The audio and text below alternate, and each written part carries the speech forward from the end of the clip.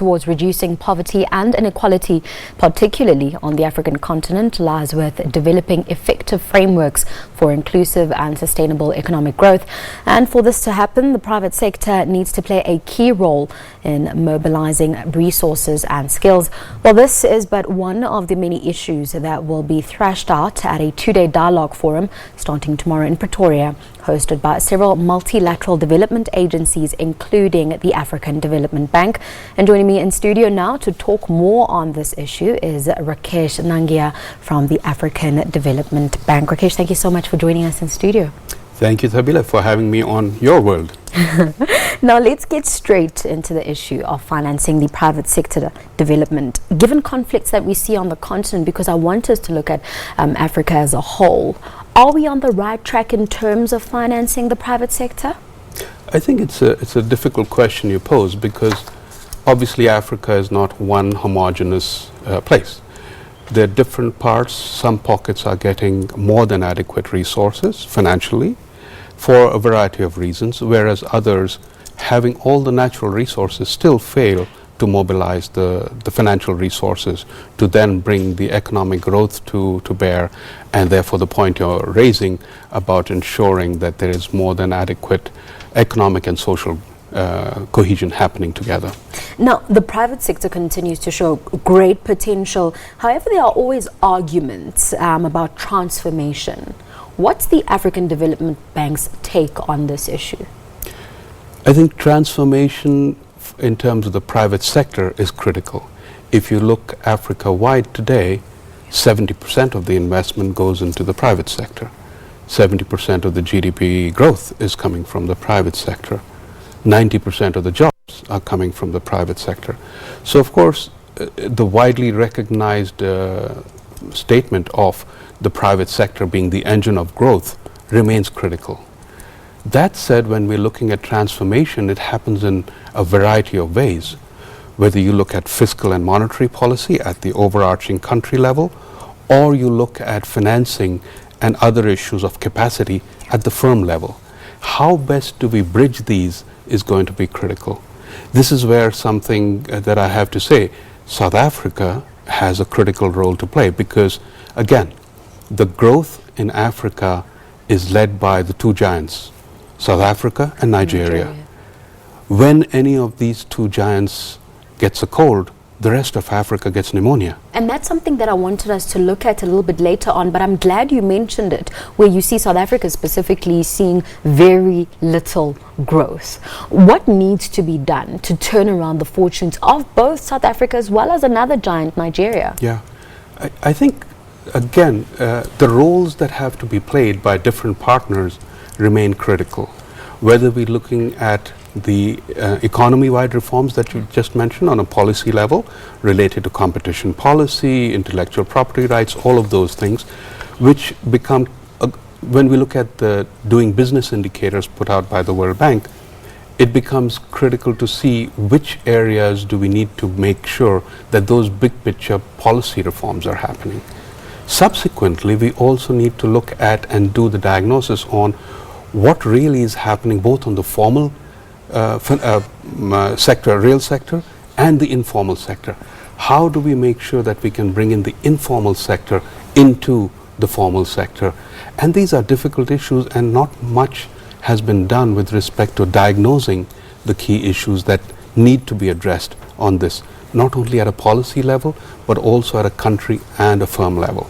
Now, in your report it says, and I want to read it now, it says to achieve economic outcomes that lift greater numbers of people out of poverty, we need the private sector in which micro, small and medium-sized enterprises thrive alongside each other. Right.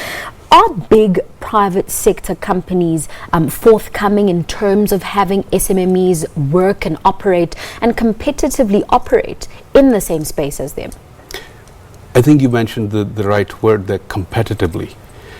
Because any large, as long as it's not a monopoly, every large enterprise will by definition have to be supported by small medium industry in terms of subcontracts and so on and so forth. Nobody can do everything by themselves, and we've seen this model all along in all of the developing countries as well as the developed world. So as long as it is competitive and not protected by fiat or other areas, both political and non-political, this will happen organically, if you like, and growth will take place together, both on the small and micro enterprise level, even though they have different sets of constraints and challenges, as well as the medium to large enterprise level.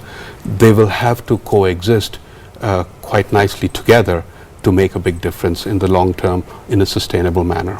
I want to go back to something that you mentioned a little bit earlier on regarding the informal sector. We know it's huge. But in terms of getting the informal sector formalized, how are we faring there? Because it seems like it's taking too long. Is it perhaps a case of that bureaucracy that we spoke about? I wish I had these answers for you. Huh? It would be very nice. There are different challenges to bringing the informal sector to the formal. The reasons why many parts of the economy remain in the informal sector is because they see no benefit of coming and becoming formalized. And so what we need to do is to make sure, first of course, the basic policy frameworks of making sure these firms can register easily, they're not put through a lot of red tape to go through all of the other issues with respect to competition and so on, that the benefit that they get from coming into the formal sector is easier access to finance, whether they raise it through banks or capital markets. All of those issues then become critical for the success of ensuring that more of the informal sector becomes formalized, can therefore contribute to the tax base, and the breadth of the tax base increases, and that then helps the economy overall. But there is no one single answer. It varies from country to country, and some are a lot easier than others, but overall this has been a challenge and will remain a challenge in the foreseeable future. Now, something that both the private sector as well as the public sector speaks of a lot are public-private partnerships. Now, in the context of financing, how or what is needed to ensure that we succeed?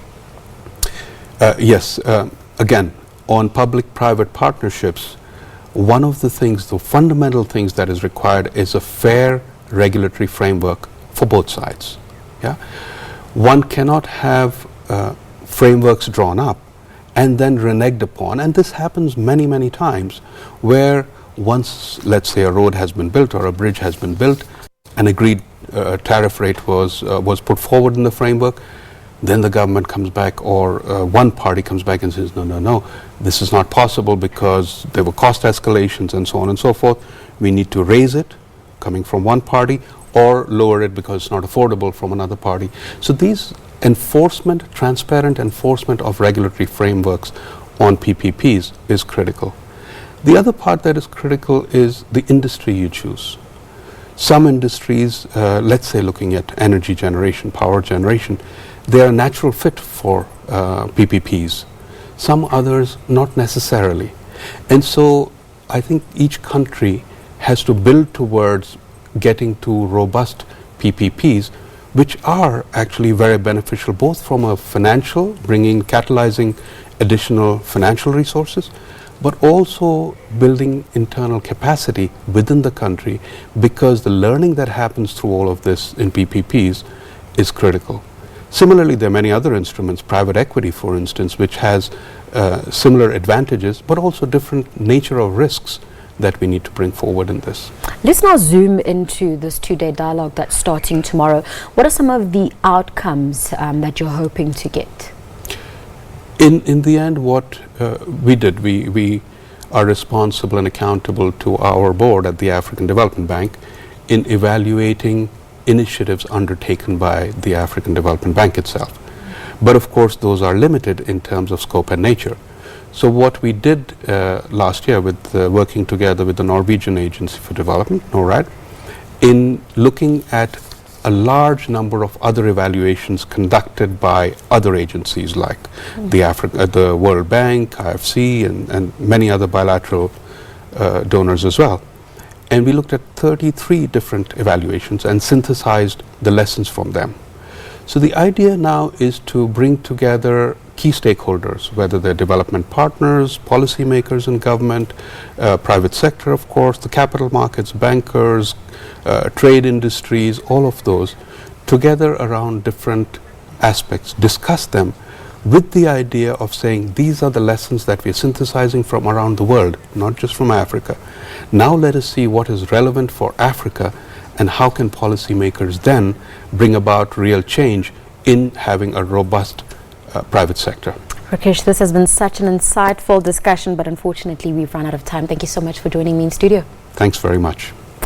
That was Rakesh Nangia from the African Development Bank, joining us ahead of a 2-day dialogue forum starting tomorrow in Pretoria, hosted by several multilateral development agencies, including the African Development Bank. I'll be back with more news after the break. Don't go anywhere.